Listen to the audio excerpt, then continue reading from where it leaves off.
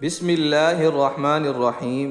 تمام تعریفیں اللہ ہی کے لیے ہیں، وہی نیک لوگوں کا ولی ہے۔ میں گواہی دیتا ہوں کہ اللہ کے سوا کوئی معبود برحق نہیں، وہ یکتا ہے، اس کا کوئی شریک نہیں۔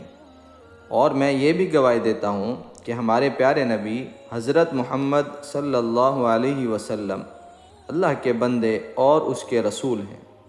یا اللہ ان پر اور ان کی آل پر اور تمام صحابہ کرام رضی اللہ تعالی عنہم اجمعین پر رحمتیں اور سلامتی نازل فرما۔ السلام علیکم میرے وظائف آفیشل کے دوستوں، بھائیوں اور بہنوں۔ میں دعا گو ہوں اللہ پاک آپ سب کی پریشانیوں کو، مشکلات کو، بیماریوں کو دور فرمائے۔ وظائف آفیشل کے بھائیوں اور بہنوں، آج ہم بات کر رہے ہیں درود پاک کے بارے میں۔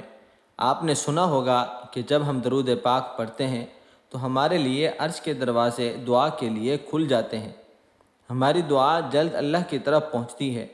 ایک درود پاک ہے چھوٹا سا، انس رضی اللہ تعالی عنہ سے روایت ہے، فرمایا رسول پاک صلی اللہ علیہ وسلم نے، جو شخص یہ درود پاک پڑھے، اگر کھڑا تھا تو بیٹھنے سے پہلے اور اگر بیٹھا تھا تو کھڑے ہونے سے پہلے اس کے تمام گناہ معاف کر دیے جائیں گے۔ اور وہ درود پاک ہے، اللہم صلی علی سیدنا محمد وعلی آل سیدنا محمد وبارک وسلم۔ پھر سن لیں، اللہم صلی علی سیدنا محمد وعلی آل سیدنا محمد وبارک وسلم۔ اور ایسے ہی چھوٹا سا ایک درود پاک اور ہے، صلی اللہ علی محمد، کہنے سے 70,000 دروازے رحمت کے ہمارے لیے کھول دیے جاتے ہیں، صرف صلی اللہ علی محمد کہنے سے۔ ایک اور درود پاک ہے جس کے پڑھنے سے 1000 دن کی نیکیاں ملتی ہیں، اور وہ درود پاک ہے، جزا اللہ عنا محمدا ما هو اہلہ صلی اللہ علیہ وسلم۔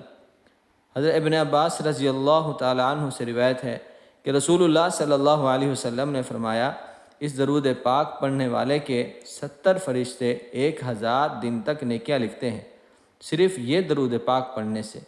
اگر ہم دن میں صرف اتنا ہی درود پاک پڑھتے رہیں صلی اللہ علیہ وسلم، تو ہمارے لیے رحمت کے دروازے اتنے کھل جائیں گے کہ ہماری تمام پریشانیاں ختم ہو جائیں گی۔ اللہ تعالیٰ سے دعا ہے اللہ ہمیں کثرت سے درود پاک پڑھنے والا بنائے، حضور صلی اللہ علیہ وسلم کی ہمیں شفاعت نصیب فرمائے۔ اللہ ہم سب کا حامی و ناصر ہو۔ السلام علیکم ورحمۃ اللہ وبرکاتہ۔